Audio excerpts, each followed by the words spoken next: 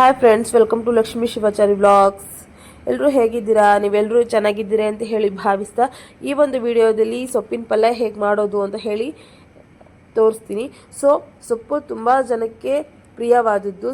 ಹಾಗಾಗಿ ಈ ಬೇರೆ ಥರ ಒಂದು ಸೊಪ್ಪಿನ ಪಲ್ಯ ಮಾಡಿ ನೋಡುವ ಅಂತ ಹೇಳಿ ಮಾಡ್ತಾ ಇದ್ದೀನಿ. ತುಂಬ ಚೆನ್ನಾಗಿ ಬರುತ್ತೆ. ನೀವು ಕೂಡ ನಿಮ್ಮ ಮನೆಯಲ್ಲಿ ನಿಮಗೆ ಇಷ್ಟ ಆದರೆ ಟ್ರೈ ಮಾಡಿ ಅಂತ ಹೇಳ್ತಾ. ಇಲ್ಲಿ ನಾನು 4 ಥರ ಸೊಪ್ಪು, ಪಾಲಕ್ ಸೊಪ್ಪು, ಮೆಂತ್ಯ ಸೊಪ್ಪು, ದಂಟಿ ಸೊಪ್ಪು ಮತ್ತು ಸಬ್ಬಸ್ಗಿ ಸೊಪ್ಪನ್ನು ತಗೊಂಡು ಪಲ್ಯ ಮಾಡ್ತಾ ಇದ್ದೀನಿ. ನಿಮ್ಗೆ ಯಾವ ಸೊಪ್ಪು ಇಷ್ಟ ಆ ಸೊಪ್ಪನ್ನು ತಗೊಂಡು ಪಲ್ಯ ಮಾಡ್ಬೋದು. ತುಂಬ ಚೆನ್ನಾಗಿ ಬರುತ್ತೆ. ಹೆಲ್ತಿಗೆ ಕೂಡ ತುಂಬಾ ಒಳ್ಳೆಯದು. ಹಾಗಾಗಿ ಆ ಸೊಪ್ಪನ್ನು ತಗೊಂಡು ಸಣ್ಣದಾಗಿ ಈ ರೀತಿಯಾಗಿ ಕಟ್ ಮಾಡ್ಕೊಳ್ಬೇಕಾಗುತ್ತೆ.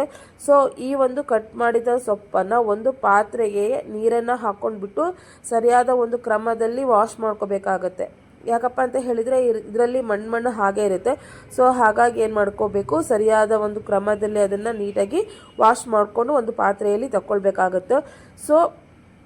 ಇದನ್ನು ಒಂದು ಪಾತ್ರೆಯಲ್ಲಿ ತಗೊಂಡ ನಂತರ ಇದಕ್ಕೆ ಎಷ್ಟು ನಮಗೆ ನೀರು ಬೇಕಾಗುತ್ತೋ ಅಷ್ಟು ನೀರನ್ನು ಇದಕ್ಕೆ ಹಾಕ್ಕೊಳ್ಬೇಕು. ಯಾಕಪ್ಪ ಅಂತ ಹೇಳಿದರೆ ಇದನ್ನು ಬೇಯಿಸಬೇಕು. ಸೊಪ್ಪಿನ ಪಲ್ಯ ಮಾಡಬೇಕಂದ್ರೆ ಫಸ್ಟು ಮೊದಲಿಗೆ ನಾವೇನು ಮಾಡಬೇಕು, ಬೇಯಿಸ್ಕೊಳ್ಬೇಕಾಗತ್ತೆ. ಅದಕ್ಕೆ ಸರಿಯಾದ ಒಂದು ಪ್ರಮಾಣದಲ್ಲಿ ಸ್ವಲ್ಪ ಅದು ಸಾಕಾಗುತ್ತೆ ಬೇಯಿಸ್ಲಿಕ್ಕೆ. ನೀರು ಹಾಕ್ಕೊಂಡ್ರೆ ಸಾಕು. ನೀರು ಹಾಕ್ಕೊಂಡು ಇದನ್ನು ಒಂದು ಪಾತ್ರೆಯಲ್ಲಿ ನೀಟಾಗಿ ಹಾಕಿ ಬೇಯಲಿಕ್ಕಿಟ್ಟು ಮುಚ್ಚಬೇಕಾಗುತ್ತೆ. ಇದಕ್ಕೆ ಏನೇನು ಬೇಕಪ್ಪ ಅಂತ ಹೇಳಿದರೆ ಈರುಳ್ಳಿ, ಮೆಣಸಿನ್ಕಾಯಿ ಮತ್ತು ಹಸಿ ಕೊಬ್ಬರಿ ತುರಿ ಇದ್ದರೆ ಸಾಕು. ಪಲ್ಯಕ್ಕೆ ಇಷ್ಟೇ ಸಾಕು, ಮತ್ತೇನು ಬೇಡ. ಸ್ವಲ್ಪ ಉಪ್ಪಿದ್ರೆ ಸಾಕಾಗುತ್ತೆ.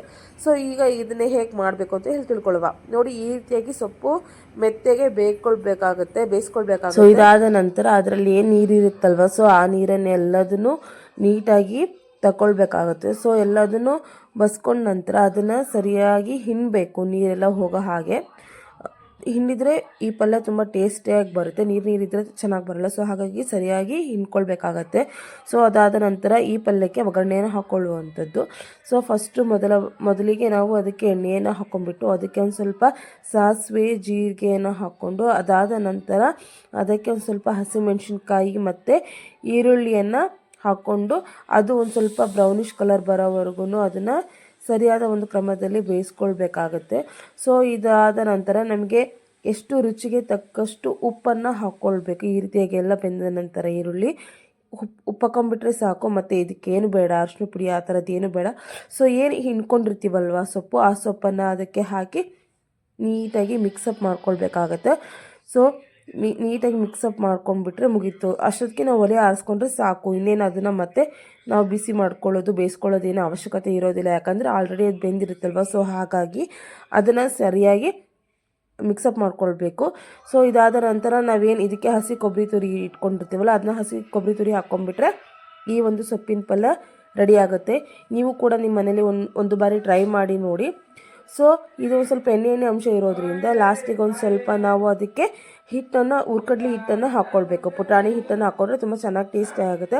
ನೋಡಿ ಯಾವ ರೀತಿ ಬಂದಿದೆ ಅಂತ ಹೇಳಿ. ಪಲ್ಯ ತುಂಬ ಚೆನ್ನಾಗಿ ಬರುತ್ತೆ. ಇದು ಅನ್ನಕ್ಕೆ, ಚಪಾತಿಗೆ, ರೊಟ್ಟಿಗೆ, ಮುದ್ದೆಗೆ ಸೈಡ್ ಡಿಶ್ ಆಗಿ ತುಂಬ ಟೇಸ್ಟಿಯಾಗಿರುತ್ತೆ. ನೀವು ಕೂಡ ನಿಮ್ಮ ಮನೇಲಿ ಒಂದು ಬಾರಿ ಟ್ರೈ ಮಾಡಿ ನೋಡಿ. ಮತ್ತು ಈ ಒಂದು ವಿಡಿಯೋ ನಿಮ್ಗೆ ಇಷ್ಟ ಆದರೆ please like and share and comment ಮಾಡಿ ಅಂತ ಹೇಳ್ತಾ, ಪ್ಲೀಸ್ ನನ್ನ ಚಾನಲ್ನ ಸಬ್ಸ್ಕ್ರೈಬ್ ಮಾಡ್ಕೊಳ್ಳಿ ಅಂತ ಹೇಳಿ ನಾನು ನಿಮ್ಮಲ್ಲಿ ಕೇಳ್ಕೊಳ್ತೀನಿ. Thank you. ಈ ಒಂದು ವಿಡಿಯೋ ಎಲ್ಲರೂ ನೋಡಿದ್ದಕ್ಕೆ ತುಂಬ ಥ್ಯಾಂಕ್ ಯು ಸೋ ಮಚ್.